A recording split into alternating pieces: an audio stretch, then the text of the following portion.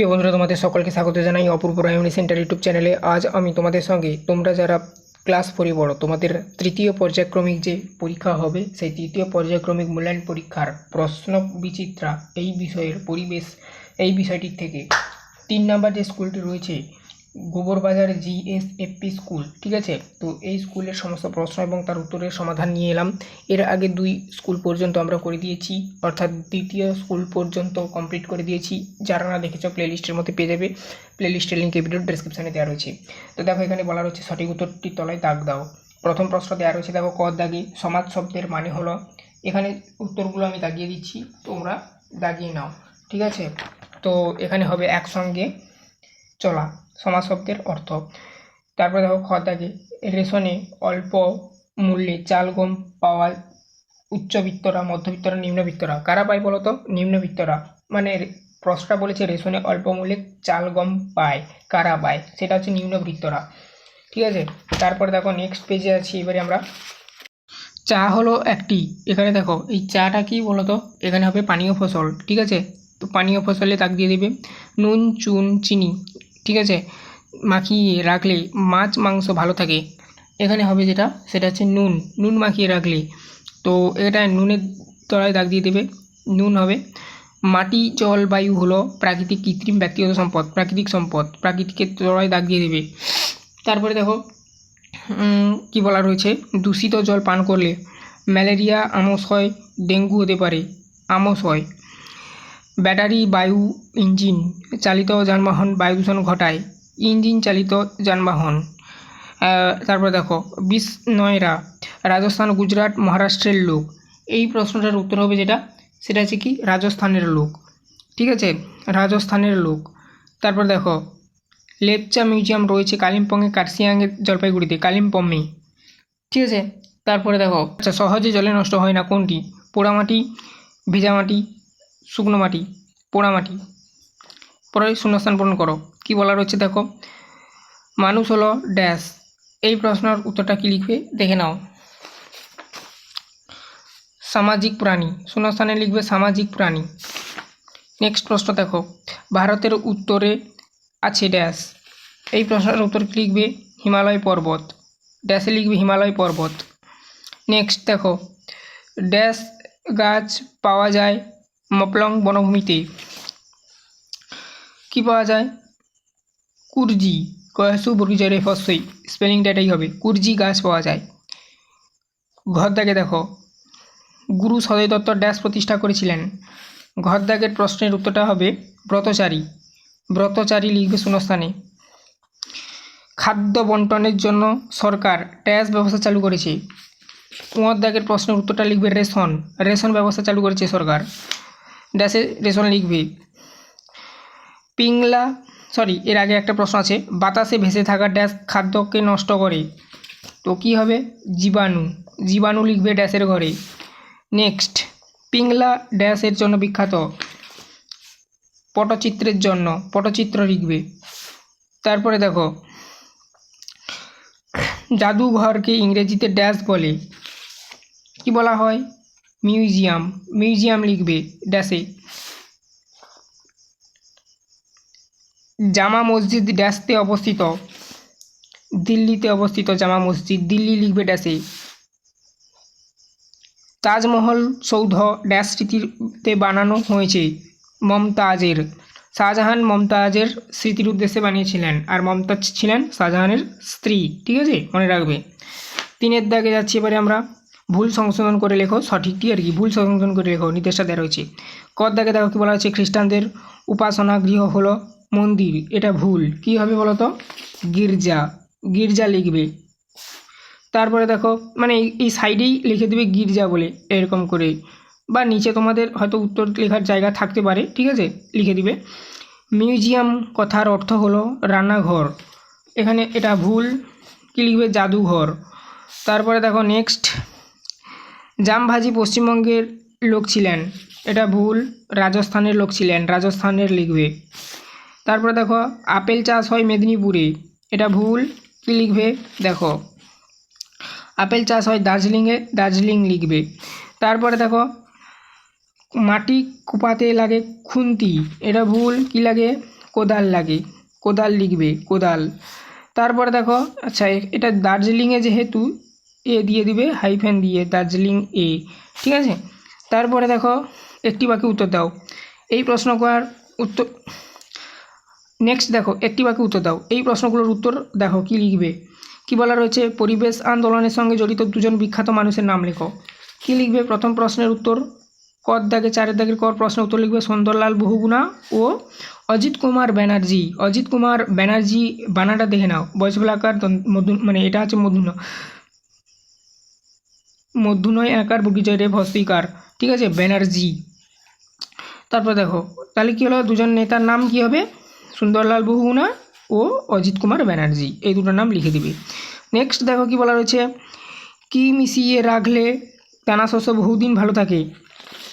নিম পাতা মিশিয়ে রাখলে লিখে দেবে। খড় দাগের প্রশ্নের উত্তরটা লিখবে নিম পাতা মিশিয়ে রাখলে।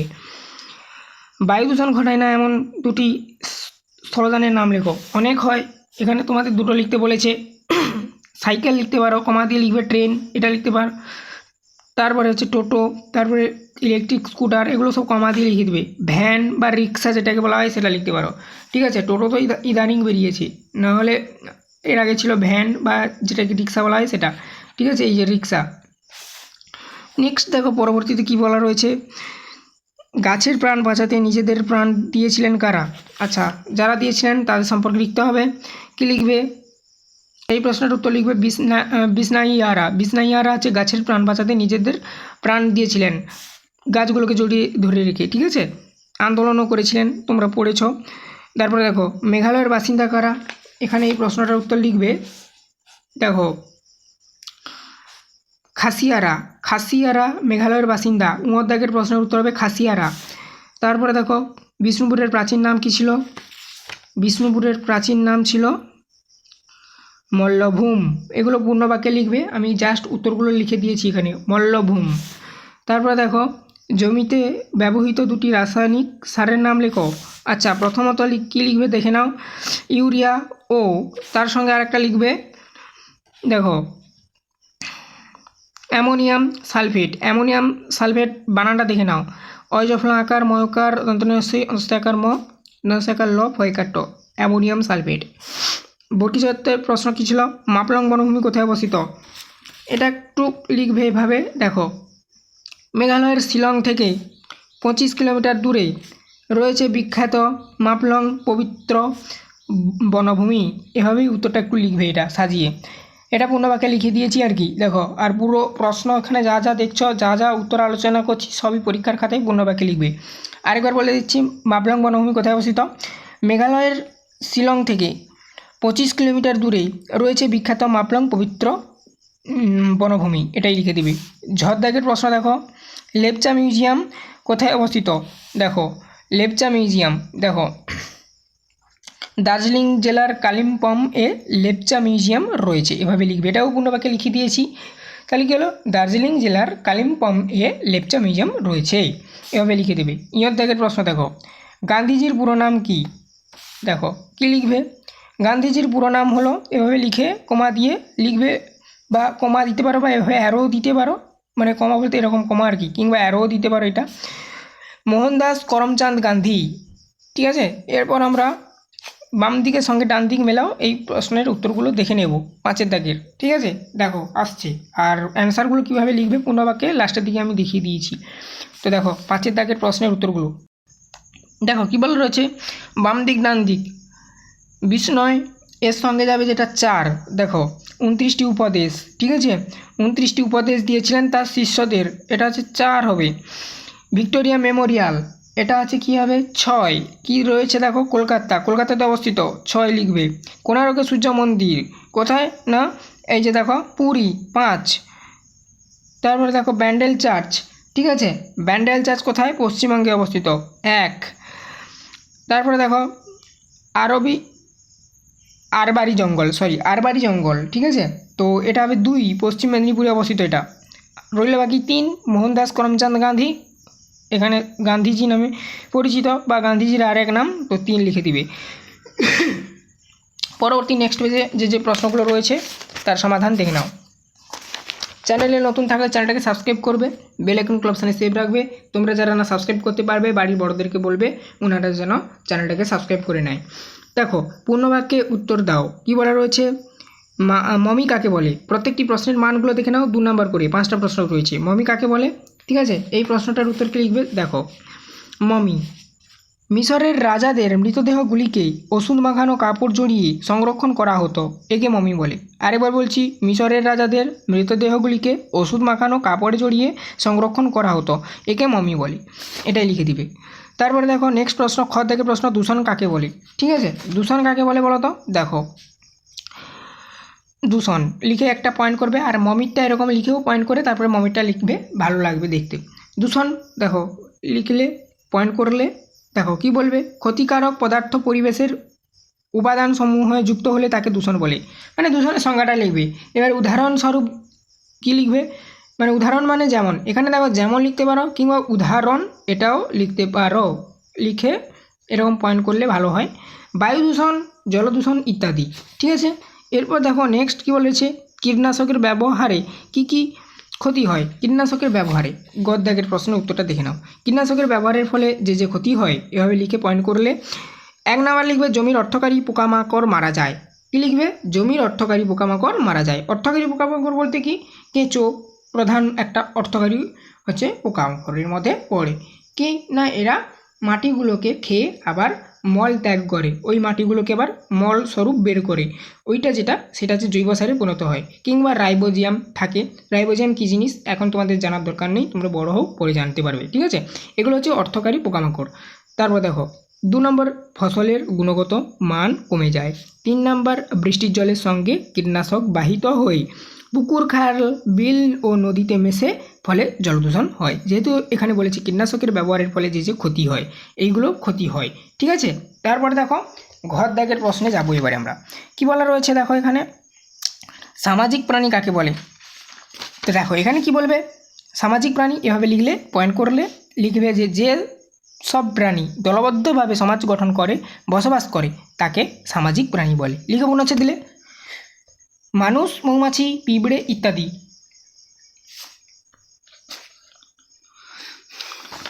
এরপরে দেখো নেক্সট, জলের 4টি ব্যবহার ও দূষণের কারণ লেখো। ঠিক আছে, দেখো এখানে কি লিখবে? জলের ব্যবহার অ্যাট ফার্স্ট লিখতে বলেছে, যেহেতু তোমাদের এখানে বলেছে না জলের 4টি ব্যবহার লেখো, তো এই জন্য লিখবে জলের 4টি ব্যবহার বা জলের ব্যবহার লিখলে 1 নাম্বার লিখবে কাপড় কাচা, রান্না করা কাজে জল ব্যবহৃত হয়। 2 নাম্বার লিখবে চাষের জমিতে ও বাগানের গাছের কি জল লাগে। 3 নাম্বার লিখবে পান করার কাজে জল লাগে। আর একটা লিখতে হবে তোমাকে, দেখো পরবর্তীতে লিখবে জলবিদ্যুৎ উৎপাদনেও জলের প্রয়োজন হয়, এটা লিখে দিবে 4টা। তারপরে দেখো নেক্সট আবারও প্রশ্ন ছিল যে দূষণের কারণ লেখো। ঠিক আছে, জলদূষণের কারণ কী লিখবে? এরকম একটা পয়েন্ট করবে, জলদূষণের কারণ 4টা যেহেতু লিখতে বলেছে, তো এখানে ব্যাকেটের মধ্যে 4টি উল্লেখ করে দিয়েছি তোমাদের বোঝার সুবিধার্থে। তোমরা চাইলে এরকম ব্যাকেটের মধ্যে লিখতে পারো, না লিখতে পারো, ঠিক আছে, সেটা তোমাদের ব্যাপার। জাস্ট এখানে বোঝানোর জন্য আমি তোমাদেরকে দিয়েছি, চাইলে তোমরা দিতে পারো এরকম ব্যাকেটে, না দিতেও পারো, তো সেতে কোনো নাম্বার কাটা যাবে না। 1 নাম্বার কি লিখবে? রাসায়নিক সার ও কীটনাশক বৃষ্টির জলে ধুয়ে পুকুরে, নদীতে, খালে, বিলে পড়ে জল দূষণ হয়। আচ্ছা 2 নাম্বারটা দেখো, পুকুরের জলে, নদীর জলে গবাদি পশু স্নান, ঠিক আছে, করানোর ফলে জলদূষণ হয় বা জল দূষিত হয়। 3 নাম্বার লিখবে কলকারখানার বিষাক্ত জল নদীতে এসে পড়লে বা মিশলে ফলে জলদূষণ হয়। মানে কলকারখানার যে বিষাক্ত জলটা সেটা যদি নদীতে এসে পড়ে তখন জলদূষণ হবে, বা মিশেও যদি পড়া যায় মেশাতা, এই জন্য বা দিয়ে বলা রয়েছে। 4 দাগে লিখবি গৃহস্থলীর বজ্র পুকুর, খাল, বিল, নদী, নালাতে মিশলে জলদূষণ হয়। তারপরে দেখো 7 দাগের প্রশ্নগুলোতে যাচ্ছি এবারে আমরা। টিকা লেখো বলেছে, বিষ নয়। আচ্ছা বিষ নয় এটা কি লিখবে দেখে নাও। বিষ নয় এটা তোমাদের বইয়ের 151 পেজেও পেয়ে যাবে। কি লিখবে? প্রায় 550 বছর আগে জামভাজি নামে একজন খুব জ্ঞানী ব্যক্তি ছিলেন, লিখে কমা দিবে। তিনি মানুষকে পরিষ্কার লিখে হাইফেন দিয়ে পরিচ্ছন্ন লিখবে, ঠিক আছে। তারপরে মানে কমা দিয়ে লিখবে পরিচ্ছন্ন, লিখলে কমা দিয়ে লিখবে শান্তিতে থাকতে আর পরিবেশ ভালো রাখতে উপদেশ দিতেন লিখে পূর্ণচ্ছেদ দেবে। ঠিক আছে, তারপরে লিখবে তার শিষ্যরা 29টি উপদেশ মেনে চলতেন বলে তাকে বিষ্ণয় বলা হতো।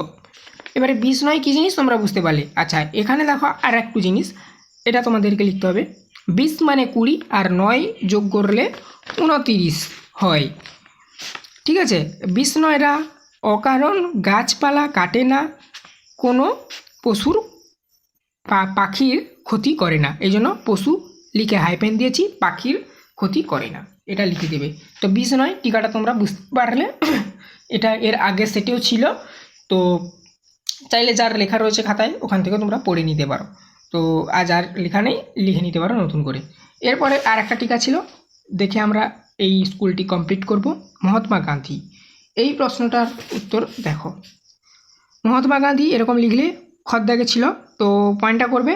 আর এই 20 নয়টা এই যে 151 পেজে তোমাদের বইতে পেজে আমি আমরা উল্লেখ করে দিয়েছি এখানে, আর এখনই উত্তরটা দেখিয়েও দিলাম। দেখো মহাত্মা গান্ধী লিখলে পয়েন্ট করলে কি লিখবে, গান্ধীজির পুরো নাম হলো মোহনদাস করমচাঁদ গান্ধী। রবীন্দ্রনাথ ভালোবেসে তাকে, অর্থাৎ কবিগুরু, আমাদের যেহেতু রবীন্দ্রনাথকে কবিগুরু বলা হয় তোমরা জানো, তো কবিগুরু তাকে গান্ধীজি, অর্থাৎ তাকে বলতে এখানে কিন্তু এই জন্য অর্থাৎ দিয়ে বুঝিয়েছি। দেখো তাকে বলতে গান্ধীজির কথা বলা হয়েছে, এই জন্য দেখো ভালোবেসে তাকে অর্থাৎ গান্ধীজিকে হাইপেন দিয়ে লিখেছি মহাত্মা গান্ধী বলে ডাকতেন। তাহলে মহাত্মা গান্ধী কে ডাকতেন এই নামে, মহাত্মা গান্ধী এই যে নামটা, তো গান্ধীজিকে কে ডাকতেন না রবীন্দ্রনাথ ঠাকুর। রবীন্দ্রনাথ ঠাকুর কিন্তু গান্ধীজিকে ভালোবেসে মহাত্মা গান্ধী বলে ডাকতেন, বোঝা গেল। সেই তাকে গান্ধীজি অর্থাৎ হাইফেন দিয়ে লিখেছি গান্ধীজি নামে পরিচিতি দিয়েছিলেন। ঠিক আছে, তো সেই থেকেই গান্ধীজি আমাদের কাছে মহাত্মা গান্ধী নামে পরিচিত, এটা তোমরা লিখবে। গান্ধীজি ইংরেজদের বিরুদ্ধে লড়াই করেছিলেন। আর একটা কথা বলে দিই, এখানে বোঝানোর জন্য অনেক ভাষা এক্সট্রা অ্যাড করছি আমি, তো তোমরা এখানে যা লেখা রয়েছে দেখে দেখে ওগুলো লিখে নেবে। এগুলো এক্সট্রা ভাষা যেগুলো অ্যাড করছি সেগুলো তোমাদের বোঝানোর জন্য, বুঝতে পারলে তো দেখতে থাকো। দেখো ভারত স্বাধীন করার ক্ষেত্রে তার অবদান বিরাট, তাই তাকে জাতির জনক বলা হয়। তাহলে কার অবদান বিরাট না গান্ধীজির অবদান বিরাট ভারত স্বাধীন হওয়ার ক্ষেত্রে, তার জন্য কি না গান্ধীজিকে জাতির জনক বলা হয়। ঠিক আছে, গান্ধীজি দক্ষিণ আফ্রিকায় গিয়ে দেখেছিলেন, কি দেখেছিলেন বলো তো। দেখো পরবর্তী পেজে লেখা রয়েছে, কালো মানুষদের ওপর সাদা মানুষরা অত্যাচার করে। কালো মানুষ বলতে কি না আমরা একটু কালো টাইপের। ঠিক আছে, তো আমি এখানে কোনো জাতি বা কোনো গায়ের বর্ণ নিয়ে কথা বলছি না, জাস্ট এখানে বোঝানোর জন্য বলছি। ঠিক আছে, এটা একটা ছোটো ডিসক্লেমার দিয়ে দিলাম। তো জাস্ট দেখো এখানে বলা রয়েছে যেটা সেটাই বুঝাচ্ছি। গান্ধীজি বিদেশে গিয়ে আমেরিকাতে গিয়ে দেখেছিলেন যে সাদা মানুষরা, অর্থাৎ আমেরিকাতে যে সকল মানুষ বসবাস করে তাদের গার রং সাদা। ঠিক আছে, আর আমরা ভারতীয়রা একটু শ্যামবর্ণ টাইপের, এটাকে কালো বলে বলা হয়েছে পড়ার মধ্যে। তো দেখেছিলেন যে সাদা মানুষরা কালো মানুষের উপর অত্যাচার করে। ঠিক আছে, তো সেই অত্যাচারের বিরুদ্ধে আন্দোলন শুরু করে এবং তখন থেকেই তিনি মনে করতেন সব সময় সত্য আচরণ করা হলো মানুষের কাজ। কমা দিয়ে লিখবে সত্য কথা বলা, কমা দিয়ে লিখবে সহজ সাধারণ জীবনযাপন করা। এক্ষেত্রে গান্ধীজি জোর দিতেন, লিখে পূর্ণচ্ছেদ দেবে, সব সময় সত্যের প্রতি আগ্রহ বা উৎসাহ থেকে সত্যাগ্রহ কথাটি এসছে। তাহলে সত্যাগ্রহ কথাটি কোত্থেকে এসছে, সবসময় সত্যের প্রতি আগ্রহ বা উৎসাহ থেকে সত্যাগ্রহ কথাটি এসছে। তিনি জাতপাত গায়ের রং কোনো কিছু দিয়ে মানুষে ভেদাভেদ করা উচিত নয় বলে মনে করতেন। তাহলে কি লিখবে, তিনি জাতপাত ও গায়ের রং, ঠিক আছে, কোনো কিছু দিয়ে মানুষে ভেদাভেদ করা উচিত নয় বলে মনে করতেন, এটা লিখে দেবে। ঠিক আছে, তো এখানে লেখা নেই, এটা কমা দিয়ে একটু লিখলে ভালো হয়, না কমা দিতে চাইলে না দিতে পারো, কোনো যায় আসে না। তো এই ছিল টোটাল তোমাদের প্রশ্নগুলোর উত্তর। আশা করি তোমরা বুঝতে পারলে। চ্যানেলে নতুন থাকলে চ্যানেলটাকে সাবস্ক্রাইব করবে, আর তোমরা না সাবস্ক্রাইব করতে পারলে বাড়ির বড়োদেরকে বলবে ওনারা যেন সাবস্ক্রাইব করে নেয়। এরপরে তোমাদের যে 4 নাম্বার যে স্কুলটি রয়েছে তার ক্লাস নিয়ে আসবো। সমস্ত ক্লাসগুলো প্লেলিস্টের মধ্যে পাবে। এর আগে 2টো স্কুল আমি ক্লাস করে দিয়েছি, যারা না দেখেছো প্লেলিস্টের মধ্যে পেয়ে যাবে। প্লেলিস্টের লিঙ্ক এই ভিডিও ডেসক্রিপশনে দেওয়া রয়েছে। এছাড়া তোমাদের অন্যান্য সাবজেক্টগুলোও পেয়ে যাবে, তারও লিঙ্ক প্লেলিস্টের এই ভিডিও ডেসক্রিপশনে দেওয়া রয়েছে।